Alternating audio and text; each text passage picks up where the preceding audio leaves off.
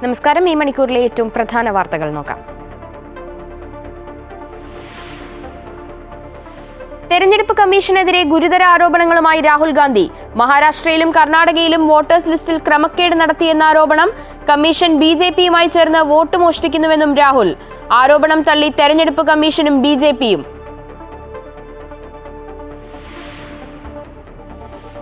ഇന്ത്യക്കെതിരായ അമേരിക്കയുടെ അധിക തീരുവയിൽ ട്രംപിന് പരോക്ഷ മറുപടിയുമായി പ്രധാനമന്ത്രി നരേന്ദ്രമോദി. രാജ്യ താൽപര്യങ്ങൾക്ക് മുൻഗണനയെന്നും കർഷകർക്കായി എന്ത് ത്യാഗവും സഹിക്കുമെന്നും പ്രധാനമന്ത്രി. റഷ്യയിൽ നിന്നുള്ള എണ്ണ ഇറക്കുമതി നിർത്തില്ലെന്ന് വിദേശകാര്യ മന്ത്രാലയം. ട്രംപ് പുടിൻ കൂടിക്കാഴ്ച ഉടൻ. പുടിന്റെ ഇന്ത്യ സന്ദർശനം ഈ മാസമെന്ന് സൂചന. ശ്വേത മേനോനെതിരായ കേസിൽ തുടർ നടപടികൾ സ്റ്റേ ചെയ്ത് ഹൈക്കോടതി. കൂടുതൽ പരാമർശങ്ങൾ നടത്തുന്നില്ലെന്നും കോടതി. എറണാകുളം സിജെഎമ്മിനോടും പോലീസിനോടും റിപ്പോർട്ട് തേടി.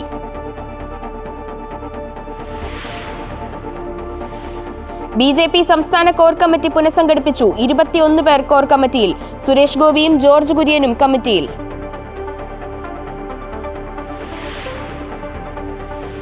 ഔദ്യോഗിക വസതിയിൽ നോട്ടുകെട്ടുകൾ കണ്ടെത്തിയ കേസിൽ ജസ്റ്റിസ് യശ്വന്ത് വർമ്മയുടെ ഹർജി സുപ്രീം കോടതി തള്ളിയത് സുപ്രീം കോടതിയുടെ ആഭ്യന്തര സമിതിയുടെ റിപ്പോർട്ട് ചോദ്യം ചെയ്തു നൽകിയ ഹർജി. ജസ്റ്റിസ് യശ്വന്ത് വർമ്മയ്ക്കെതിരായ ഇംപീച്ച് നടപടികൾ പുനരാരംഭിച്ചേക്കും.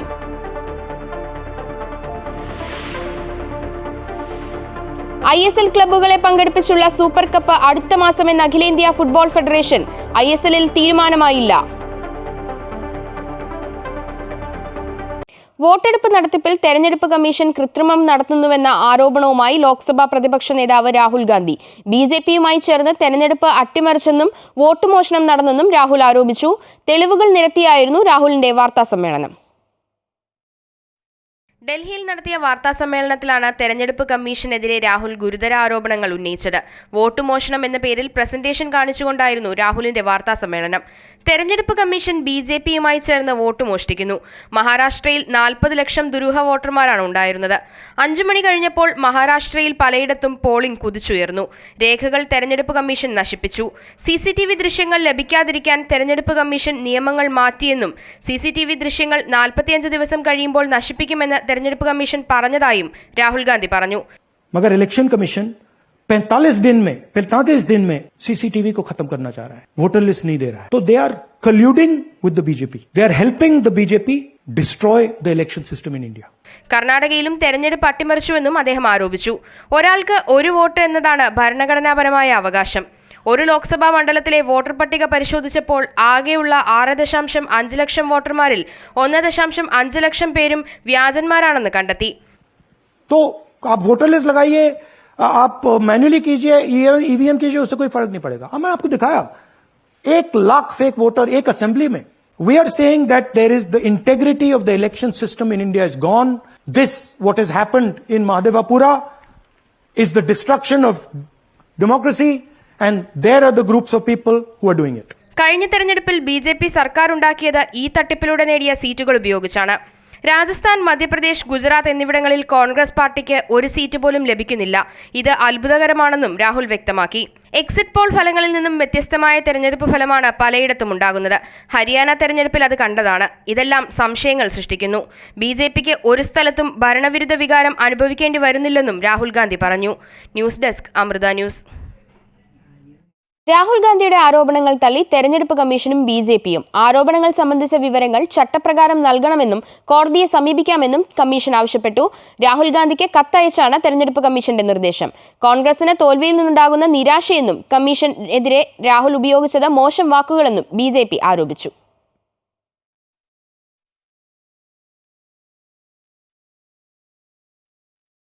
നടി ശ്വേത മേനോനെതിരെ എറണാകുളം സെൻട്രൽ പോലീസ് രജിസ്റ്റർ ചെയ്ത കേസിലെ തുടർ നടപടികൾ ഹൈക്കോടതി തടഞ്ഞു. ശ്വേത മേനോനെതിരെ രജിസ്റ്റർ ചെയ്ത FIRഉം ഹൈക്കോടതി സ്റ്റേ ചെയ്തിട്ടുണ്ട്.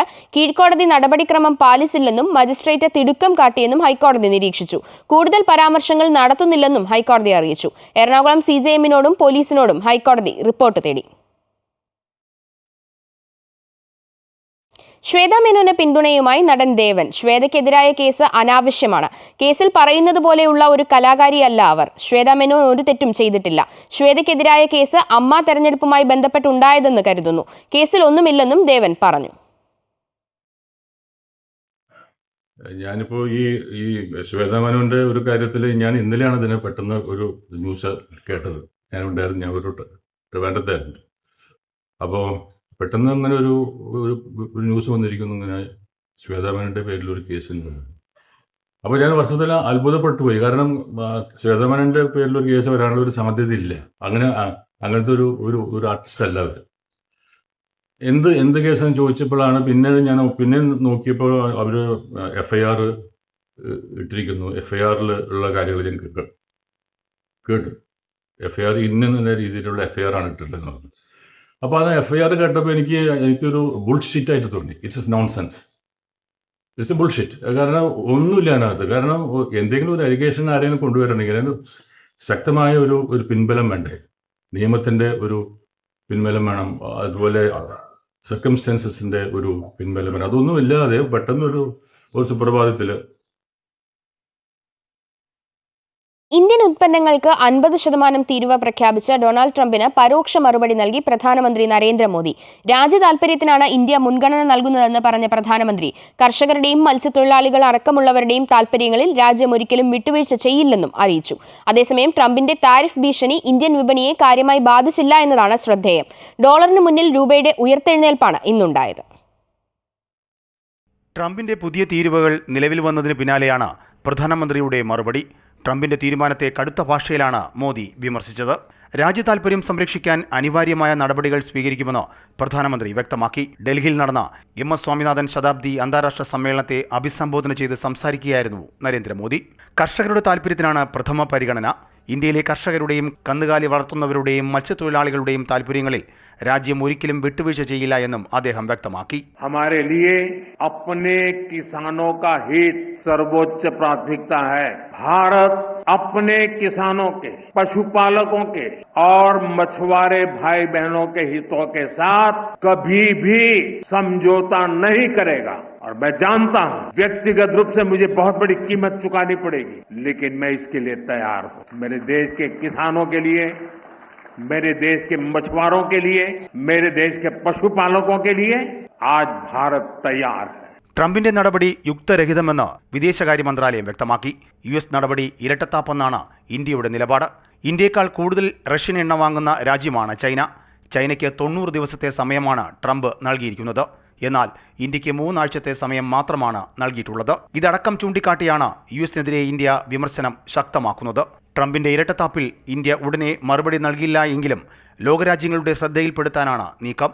അതേസമയം റഷ്യയിൽ നിന്നും എണ്ണ വാങ്ങാതിരിക്കാനുമാവില്ല, ട്രംപിനെ പിണക്കാനും വയ്യ എന്ന സാഹചര്യമാണ് ഇന്ത്യക്ക്.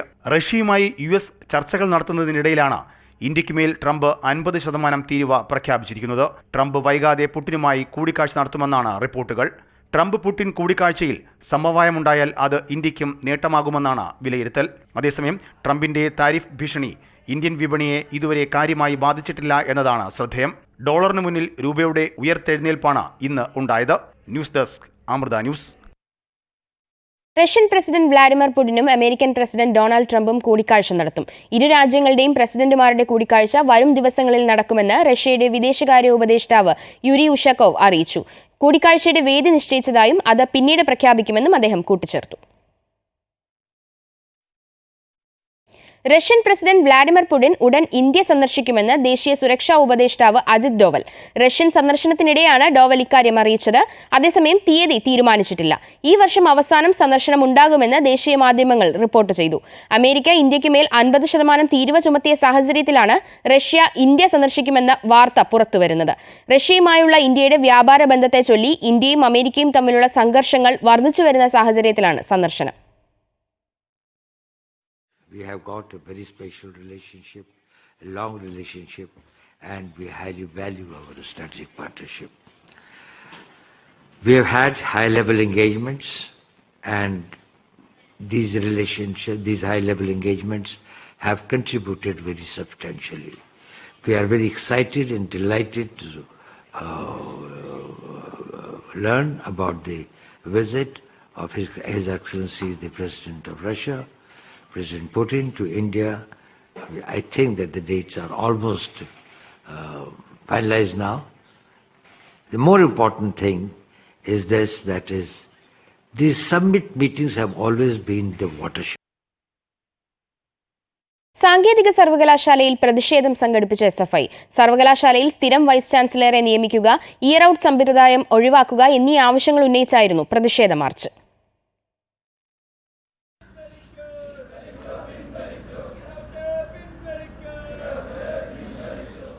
SFI സംസ്ഥാന president M. Sivaprasad, secretary PS. Sanjeev എന്നിവരുടെ നേതൃത്വത്തിലായിരുന്നു പ്രതിഷേധം.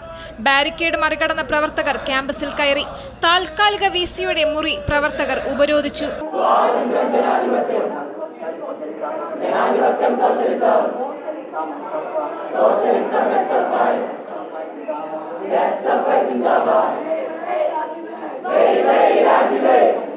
VCയുടെ സെക്രട്ടറിയുമായി ചർച്ച നടത്തിയെന്നും താൽക്കാലിക VCയായ K. ശിവപ്രസാദുമായി ഈ മാസം 13-ാം തീയതി കൂടിക്കാഴ്ച നടത്തുമെന്നും SFI സംസ്ഥാന സെക്രട്ടറി PS. സഞ്ജീവ് പറഞ്ഞു. 13-ാം തീയതി ഉച്ചയ്ക്ക് 2 മണിക്ക് യോഗ തീരുമാനം, ആ യോഗത്തെ ഒന്നാമത്തെ തീരുമാനമായി എടുത്തിട്ടുള്ളത് ഈ യോഗം വിളിച്ചു ചേർക്കാനും ആ യോഗത്തെ തുടർന്ന് ഈ തീരുമാനങ്ങൾ ഞങ്ങൾ നേരത്തെ പറഞ്ഞ സെർച്ച് കമ്മിറ്റി, പുതിയ VC, ഈ പറഞ്ഞ രജിസ്ട്രാർ ഉൾപ്പെടെയുള്ള ഈ സർവകലാശാലയെ മുന്നോട്ട് കൊണ്ടുപോകാനുള്ള ആളുകളെ നിയമിക്കലാണ്. ഈ പറഞ്ഞ 14-ാം തീയതിക്കുള്ളിലായി S8ന്റെ റീവാലുവേഷൻ റിസൾട്ട് പ്രഖ്യാപിക്കും എന്ന് സമരത്തിന്റെ ഭാഗമായി ഉറപ്പ് നൽകിയിട്ടുണ്ട്. ചർച്ച ഫലം കണ്ടില്ലെങ്കിൽ സമരവുമായി മുന്നോട്ടു പോകുമെന്നും SFI നേതൃത്വം വ്യക്തമാക്കി. അമൃത ന്യൂസ്, തിരുവനന്തപുരം. സർക്കാർ പുനർഗേഹം പദ്ധതി പ്രകാരം തിരുവനന്തപുരം മുട്ടത്തറയിൽ ജില്ലയിലെ 332 മത്സ്യത്തൊഴിലാളി കുടുംബങ്ങൾക്ക് നൽകുന്ന പ്രത്യാശ ഫ്ളാറ്റുകളുടെ താക്കോൽദാനം മുഖ്യമന്ത്രി പിണറായി വിജയൻ നിർവഹിച്ചു. മത്സ്യത്തൊഴിലാളികളുടെ സംരക്ഷണത്തിനായി തീരദേശ സംരക്ഷണ പാക്കേജ് കേന്ദ്ര സർക്കാരിന് സമർപ്പിച്ചെങ്കിലും വേണ്ട പരിഗണന ലഭിച്ചിട്ടില്ലെന്നും സർക്കാരിന്റെ പരിമിതമായ വിഭവശേഷി വെച്ചാണ് പദ്ധതികൾ നടപ്പാക്കി വരുന്നതെന്നും മുഖ്യമന്ത്രി പറഞ്ഞു. ഗുണഭോക്താക്കൾക്ക് ചടങ്ങിൽ മുഖ്യമന്ത്രി ഫ്ളാറ്റിന്റെ താക്കോലും രേഖകളും കൈമാറി. ഫിഷറീസ് വകുപ്പ് മന്ത്രി സജി ചെറിയാൻ അധ്യക്ഷത വഹിച്ച ചടങ്ങിൽ മന്ത്രിമാരായ V. ശിവൻകുട്ടി, ചിഞ്ചു റാണി, VN വാസവൻ തുടങ്ങിയവർ പങ്കെടുത്തു. ഇംപീച്ച്മെന്റ് നടപടിയെ ചെറുക്കാനുള്ള യശ്വന്ത് വർമ്മയുടെ നീക്കത്തിന് തിരിച്ചടി. വീട്ടിൽ നിന്ന് നോട്ടുകെട്ടുകൾ കണ്ടെത്തിയ സംഭവത്തിൽ ജസ്റ്റിസ് യശ്വന്ത് വർമ്മയുടെ ഹർജി സുപ്രീംകോടതി തള്ളി. ആഭ്യന്തര അന്വേഷണ സമിതി റിപ്പോർട്ട് ചോദ്യം ചെയ്ത് നൽകിയ ഹർജിയാണ് ജസ്റ്റിസുമാരായ ദീപാങ്കർ ദത്ത, അഗസ്റ്റിൻ ജോർജ് മസീഹ് എന്നിവരടങ്ങിയ ബെഞ്ച് തള്ളിയത്. മാർച്ച് 14-ന് ജസ്റ്റിസ് യശ്വന്ത് വർമ്മയുടെ ഡൽഹിയിലെ ഔദ്യോഗിക വസതിയിൽ തീപിടുത്തമുണ്ടായപ്പോൾ അഗ്നിരക്ഷാസേനയാണ് കോടിക്കണക്കിന് രൂപയുടെ നോട്ടുകെട്ടുകൾ കണ്ടെത്തിയത്. സംഭവത്തെ തുടർന്ന് അന്നത്തെ ചീഫ് ജസ്റ്റിസ് സഞ്ജീവ് ഖന്ന ആഭ്യന്തര അന്വേഷണത്തിന് ഉത്തരവിടുകയും വർമ്മയെ സ്ഥാനത്തുനിന്ന് നീക്കം ചെയ്യാൻ ശുപാർശ ചെയ്യുകയും ചെയ്തിരുന്നു. സമിതി റിപ്പോർട്ട് നൽകിയതിനു ശേഷം രാജിവെക്കാൻ ജസ്റ്റിസ് വർമ്മ തയ്യാറാകാതിരുന്നതിനാൽ തുടർ നടപടികൾക്കായി ചീഫ് ജസ്റ്റിസ് റിപ്പോർട്ട് രാഷ്ട്രപതിക്കും പ്രധാനമന്ത്രിക്കും കൈമാറുകയായിരുന്നു. ഇതിനെതിരെയാണ് വർമ്മ സുപ്രീംകോടതിയിൽ ഹർജി നൽകിയത്. ഭരണഘടനയും നടപടിക്രമങ്ങളും മറികടന്നാണ് ആഭ്യന്തര അന്വേഷണ സമിതിയുടെയും ചീഫ് ജസ്റ്റിസിന്റെയും നടപടിയെന്നായിരുന്നു യശ്വന്ത് വർമ്മയുടെ വാദം. നിയമപരമായ അനുമതിയില്ലാതെയായിരുന്നു സുപ്രീംകോടതിയുടെ ആഭ്യന്തര അന്വേഷണമെന്നും ഭരണഘടനാ പദവിയിൽ നിന്ന് നീക്കാൻ രാഷ്ട്രപതിയോട് ചീഫ് ജസ്റ്റിസിന് ശുപാർശ ചെയ്യാനാകില്ല എന്നുമായിരുന്നു യശ്വന്ത് വർമ്മ ചൂണ്ടിക്കാട്ടിയത്. കഴിഞ്ഞയാഴ്ച രാജ്യസഭ, ലോക്സഭ MPമാർ ജസ്റ്റിസ് വർമ്മയെ ഇംപീച്ച് ചെയ്യാനുള്ള നോട്ടീസും നൽകിയിരുന്നു. ഇംപീച്ച്മെന്റ് നടപടികൾ ഈ സമ്മേളന കാലയളവിൽ ഉണ്ടാകാനുള്ള സാധ്യത കുറവാണെങ്കിലും പാർലമെന്റിൽ ഇത് പരിഗണിക്കുന്ന തടസ്സങ്ങൾ കോടതി ഉത്തരവിലൂടെ ഇല്ലാതായിരിക്കുകയാണ്. News desk, Amrita TV. തദ്ദേശ തെരഞ്ഞെടുപ്പിനുള്ള വോട്ടർ പട്ടികയിൽ പേര് ചേർക്കാനുള്ള സമയപരിധി 12-ാം തീയതി വരെ നീട്ടിയതായി സംസ്ഥാന തെരഞ്ഞെടുപ്പ് കമ്മീഷൻ അറിയിച്ചു. പേര് ചേർക്കാനുള്ള സമയപരിധി ഇന്ന് അവസാനിക്കാനിരിക്കെയാണ് സമയം നീട്ടി നൽകിയത്. ഓൺലൈൻ വഴി പേര് ചേർക്കുന്നതിലെ സാങ്കേതിക തടസ്സവും വോട്ടർ പട്ടികയിലെ ക്രമക്കേടും ഉൾപ്പെടെ ചൂണ്ടിക്കാട്ടി സമയപരിധി നീട്ടണമെന്നാവശ്യപ്പെട്ട് രാഷ്ട്രീയ പാർട്ടികൾ രംഗത്ത് വന്നിരുന്നു. ഇതേ തുടർന്നാണ് സമയം 5 ദിവസത്തേക്ക് കൂടി നീട്ടി കമ്മീഷൻ ഉത്തരവിറക്കിയിട്ടുള്ളത്. കഴിഞ്ഞ മാസം 23-നായിരുന്നു തദ്ദേശ തെരഞ്ഞെടുപ്പിനുള്ള വോട്ടർ പട്ടികയുടെ കരട് തെരഞ്ഞെടുപ്പ് കമ്മീഷൻ പ്രസിദ്ധീകരിച്ചത്. പുതുതായി പേര് ചേർക്കുന്നതിനും തിരുത്തലുകൾ വരുത്തുന്നതിനുമടക്കം ഓഗസ്റ്റ് 7 വരെ സമയം നൽകിയിരുന്നു. എന്നാൽ കരട് വോട്ടർ പട്ടിക സംബന്ധിച്ച് തുടക്കം മുതൽ ഒട്ടേറെ ആക്ഷേപങ്ങളാണ് ഉയർന്നത്. വാർഡ് പുനർനിർണയം വന്നതോടുകൂടി വോട്ടർ പട്ടികയിൽ വ്യാപകമായ ക്രമക്കേട് നടന്നതായി ആക്ഷേപമുന്നയിച്ച് കോൺഗ്രസും BJPയും രംഗത്തെത്തിയിരുന്നു. എന്നാൽ പുതുതായി പേര് ചേർക്കുന്നതിനും തിരുത്തലുകൾ വരുത്തുന്നതിനും ഓൺലൈൻ അപേക്ഷ സമർപ്പിക്കുമ്പോൾ നേരിടേണ്ടി വരുന്ന സാങ്കേതിക തടസ്സം ഉൾപ്പെടെ ചൂണ്ടിക്കാട്ടി സമയപരിധി നീട്ടണമെന്ന് രാഷ്ട്രീയ പാർട്ടികൾ തെരഞ്ഞെടുപ്പ് കമ്മീഷനോട് ആവശ്യപ്പെട്ടിരുന്നു. 15 ദിവസം കൂടി നീട്ടണമെന്ന പ്രതിപക്ഷ നേതാവും 1 മാസം നീട്ടണമെന്ന് CPI സംസ്ഥാന സെക്രട്ടറിയും ഓഗസ്റ്റ് 31 വരെ നീട്ടണമെന്ന് BJP സംസ്ഥാന അധ്യക്ഷനും ആവശ്യപ്പെട്ടിരുന്നു. ഇക്കാര്യങ്ങൾ ചൂണ്ടിക്കാട്ടി നേതാക്കൾ തെരഞ്ഞെടുപ്പ് കമ്മീഷന് കത്തയക്കുകയും ചെയ്തിരുന്നു. ഇത് കണക്കിലെടുത്താണ് 5 ദിവസത്തേക്ക് സമയം നീട്ടി നൽകിയതായി കമ്മീഷൻ അറിയിച്ചിരിക്കുന്നത്. എന്നാൽ 5 ദിവസം കൊണ്ട് പ്രശ്നങ്ങൾ എത്രത്തോളം പരിഹരിക്കപ്പെടുമെന്ന ചോദ്യമാണ് പലരും ഉന്നയിക്കുന്നത്. അമൃത ന്യൂസ്, തിരുവനന്തപുരം. BJP സംസ്ഥാന കോർ കമ്മിറ്റി പുനഃസംഘടിപ്പിച്ചു. 21 പേർ അടങ്ങുന്ന കോർ കമ്മിറ്റിയാണ് രൂപീകരിച്ചത്. സുരേഷ് ഗോപിയും ജോർജ് കുര്യനും കോർ കമ്മിറ്റിയിലുണ്ട്. അനിൽ ആന്റണി, C സദാനന്ദൻ, ഷോൺ ജോർജ് ഉൾപ്പെടെ കോർ കമ്മിറ്റിയിലുണ്ട്.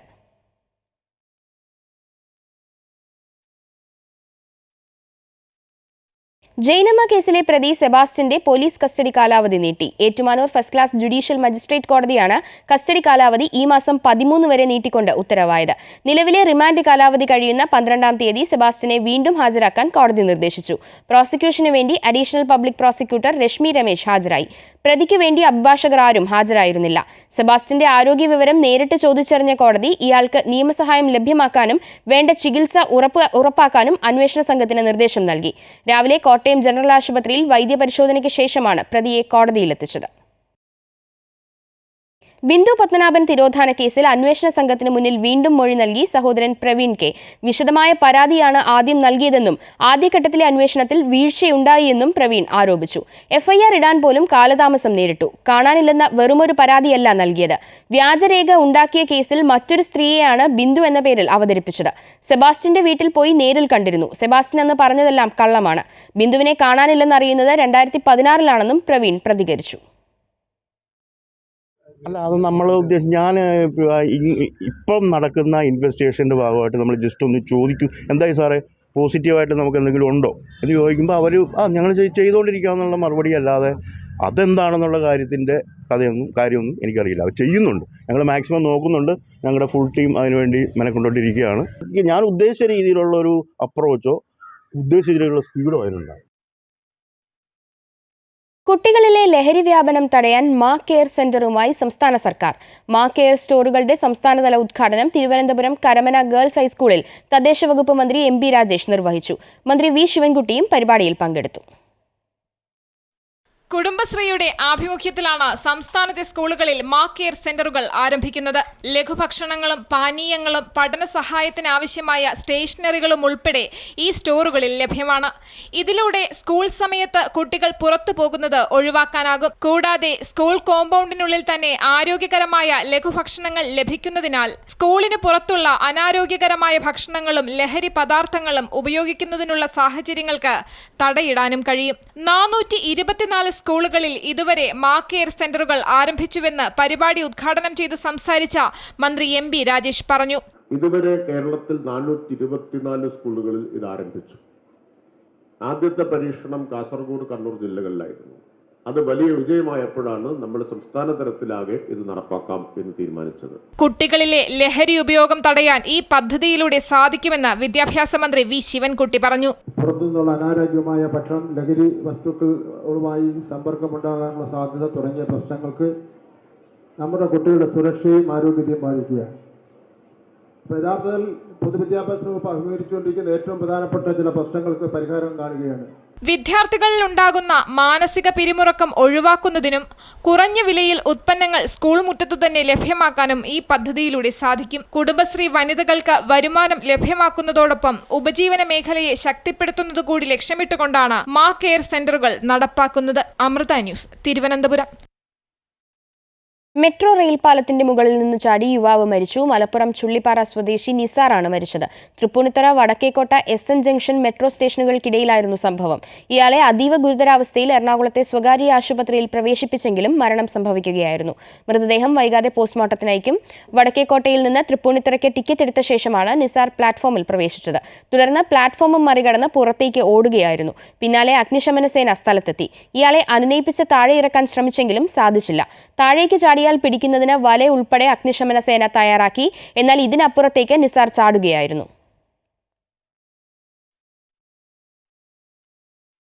കനത്ത മഴയിലും ചോർന്നൊലിക്കുന്ന വീടുകളിൽ അന്തിയുറങ്ങേണ്ട അവസ്ഥയിലാണ് ഇടുക്കി പുലിയൻമലയിലെ ആദിവാസി കുടുംബങ്ങൾ.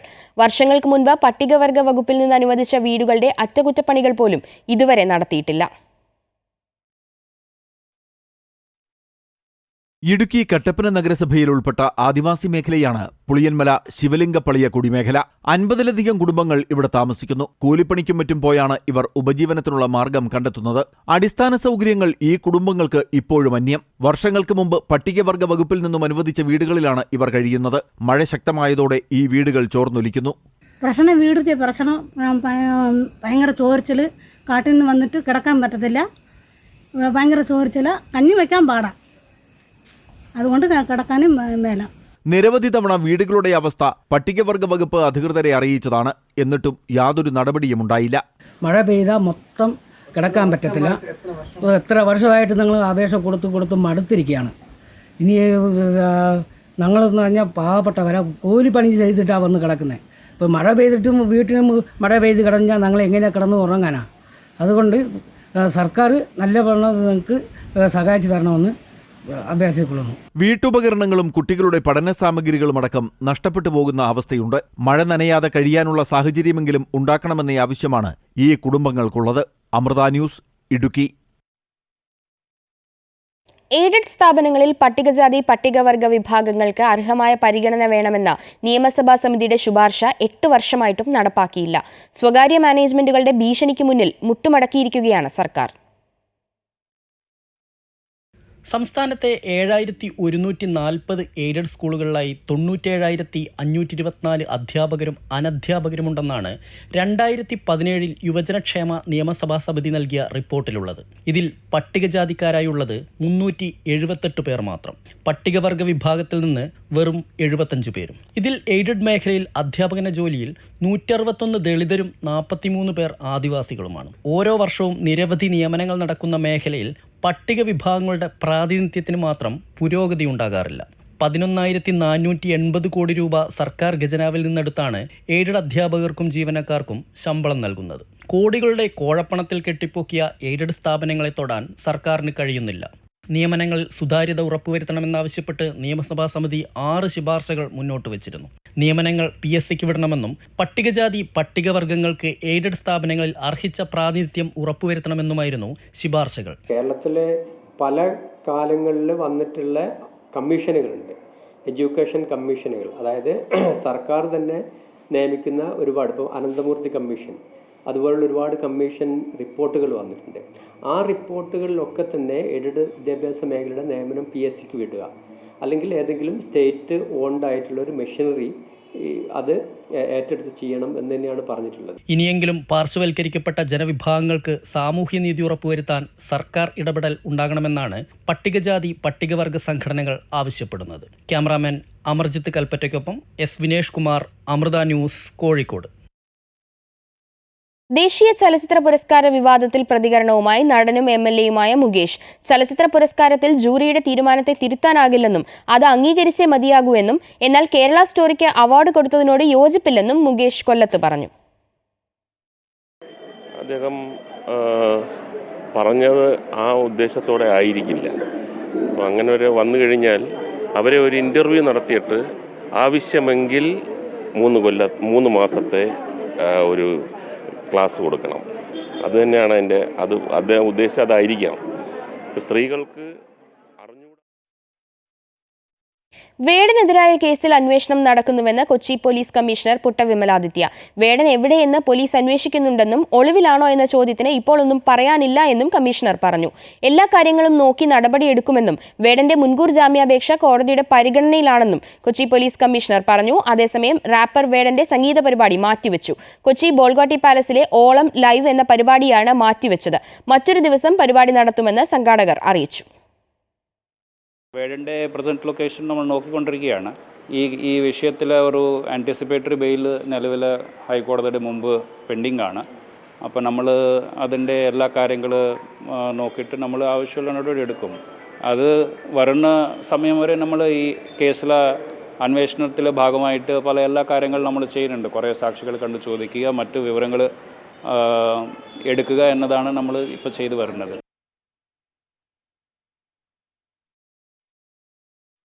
കോഴിക്കോട് പൂനൂരിൽ യുവതിയെ ഭർതൃവീട്ടിൽ തൂങ്ങി മരിച്ച നിലയിൽ കണ്ടെത്തിയ സംഭവത്തിൽ ആത്മഹത്യാക്കുറിപ്പ് പുറത്ത്. ജീവിക്കാൻ ആഗ്രഹമുണ്ടായിരുന്നു, പക്ഷേ മനസമാധാനമില്ലെന്ന് മരിച്ച ജിസ്നയുടെ ആത്മഹത്യാക്കുറിപ്പിൽ പറയുന്നു. പോലീസ് കൂടുതൽ തെളിവെടുപ്പ് നടത്തും. ഭർത്താവ് ശ്രീജിത്തിനെയും ബന്ധുക്കളെയും ചോദ്യം ചെയ്യും. കഴിഞ്ഞ ചൊവ്വാഴ്ചയാണ് ജിസ്നയെ ഭർതൃവീട്ടിൽ തൂങ്ങി മരിച്ച നിലയിൽ കണ്ടെത്തിയത്. ജമ്മുകശ്മീരിലെ ഉദ്ധംപൂരിൽ CRPF ജവാന്മാർ സഞ്ചരിച്ച വാഹനം അപകടത്തിൽപ്പെട്ട് 3 ജവാന്മാർ മരിച്ചു. 15 പേർക്ക് പരിക്കേറ്റു. 23 ജവാന്മാരുമായി സഞ്ചരിച്ച വാഹനമാണ് റോഡിൽ നിന്ന് തെന്നിമാറി അപകടത്തിൽപ്പെട്ടത്. ബസന്ത്ഗഡിൽ നിന്ന് ഒരു ഓപ്പറേഷൻ കഴിഞ്ഞ് മടങ്ങുകയായിരുന്നു സംഘം. 10:30 കദ്വ പ്രദേശത്ത് വെച്ചാണ് വാഹനം അപകടത്തിൽപ്പെട്ടത്.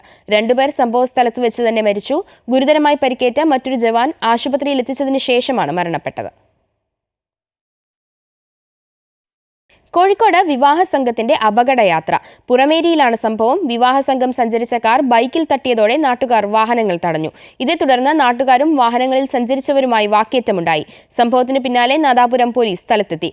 അതേസമയം കാറുകളുടെ നമ്പർ പ്ലേറ്റ് മറച്ചുവെച്ചാണ് സംഘം സഞ്ചരിച്ചിരുന്നത്.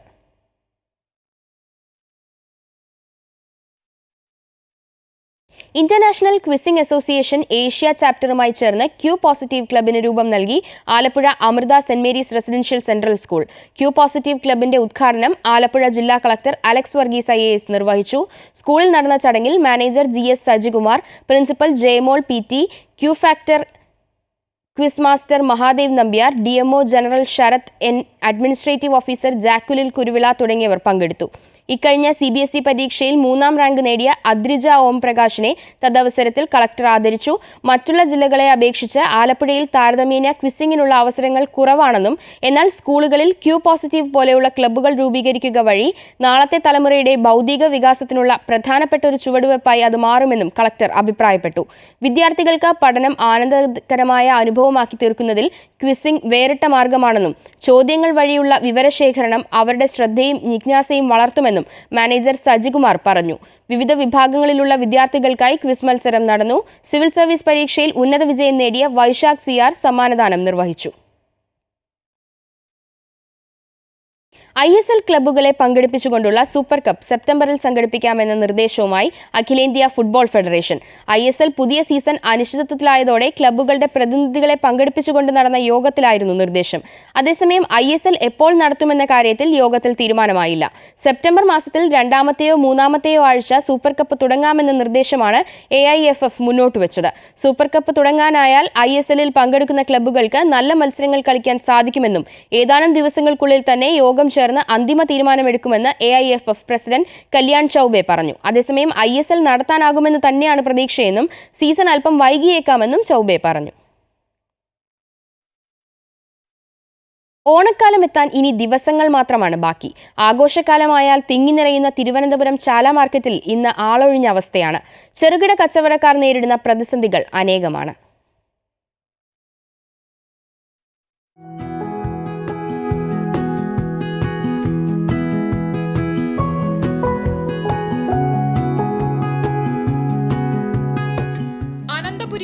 ആഘോഷങ്ങൾക്ക് രുചി പകരുന്ന വിഭവങ്ങൾക്കായുള്ള പച്ചക്കറികളിലേറെയും എത്തിയിരുന്നത് ചാല മാർക്കറ്റിൽ നിന്നാണ്. അനേകം ചെറുകിട കച്ചവടക്കാർ ഉപജീവനത്തിനായി മാർക്കറ്റിനെ ആശ്രയിക്കുന്നു. ചെറിയ വിലയിൽ നല്ല പച്ചക്കറി ലഭിക്കുന്നു എന്നതാണ് അന്നും ഇന്നും ഇവിടുത്തെ പ്രത്യേകത. എന്നാൽ വില കുറഞ്ഞിട്ടും ആളുകൾ എത്തുന്നില്ല എന്നാണ് കച്ചവടക്കാരുടെ പരാതി. തറവല സാധനം വാങ്ങിയ ആളില്ല. മാർക്കറ്റ് ഈ മുമ്പേ ഒരു 10 കൊല്ലം ഇപ്പോൾ സജീവമായിട്ട് ആൾ കാണും. ആളില്ല വാങ്ങിയായി. വെള്ളരിക്ക കിലോ 40 രൂപ, ക്യാരറ്റ് കിലോ 60 രൂപ, ബീട്രൂട്ട് കിലോ 50 രൂപ, പച്ചമാങ്ങ കിലോ 80 രൂപ എന്നിങ്ങനെയാണ് പച്ചക്കറികളുടെ വില. ഓണം എത്തിയാലും വലിയ വിലവർധനവ് ഉണ്ടാകില്ലെന്നും വില തീരെ കുറച്ചാലും വൻകിട സ്ഥാപനങ്ങളെ പച്ചക്കറികൾക്കായി ജനങ്ങൾ കൂടുതലായി ആശ്രയിക്കുന്നത് വലിയ തിരിച്ചടിയാണെന്നും വ്യാപാരികൾ പറയുന്നു. ബിസിനസ്സുകളില്ല, എല്ലാവരും കടകൾ അടച്ചുകൊണ്ടിരിക്കുകയാണ്. ഇവിടെ 100 കടകളുണ്ടെങ്കിൽ ഇപ്പോൾ 50 കടകൾ തുറന്നിരിക്കുന്നു. എല്ലാ ബിസിനസ് വളരെ മോശം. മാർക്കറ്റിനകത്ത് ആളില്ല, ഒരു മനുഷ്യർ വരുന്നില്ല. പണ്ടൊക്കെ ആണെങ്കിൽ 5 ചാക്ക് 10 ചാക്ക് ഒരു ദിവസം വിറ്റ് തരും. ഇപ്പോൾ 1 ചാക്ക് വിൽക്കണമെങ്കിൽ പകുതി തൂലക്കളയും, പകുതി വേസ്റ്റിൽ കളയും, പകുതി വിൽക്കും. ന്യായമായ വിലയ്ക്കാണ് പച്ചക്കറികൾ ലഭിക്കുന്നതെന്നാണ് ജനങ്ങളുടെ പ്രതികരണം. നല്ല പച്ചക്കറിയാണ്, ലാഭം തന്നെയാണ്. വലിയ പ്രതിസന്ധിയിലൂടെയാണ് ചെറുകിട കച്ചവടക്കാർ കടന്നു പോകുന്നത്. അമൃത ന്യൂസ്, തിരുവനന്തപുരം. 75-ാം വയസ്സിലും സൈക്കിളിൽ സഞ്ചരിച്ച വാർത്തകൾ ശേഖരിക്കുന്ന ഒരു മാധ്യമ പ്രവർത്തകനുണ്ട് തൃശൂരിൽ. അന്തിക്കാട് സ്വദേശി സുബ്രൻ എന്ന സുബ്രഹ്മണ്യനാണ് പ്രായം മറന്ന് ഗ്രാമവീഥികളിലൂടെ സൈക്കിളിൽ സഞ്ചരിച്ച് വാർത്തകൾ ശേഖരിക്കുന്ന ആ പ്രാദേശിക മാധ്യമ പ്രവർത്തകൻ. കാണാം സുബ്രന്റെ വിശേഷങ്ങൾ.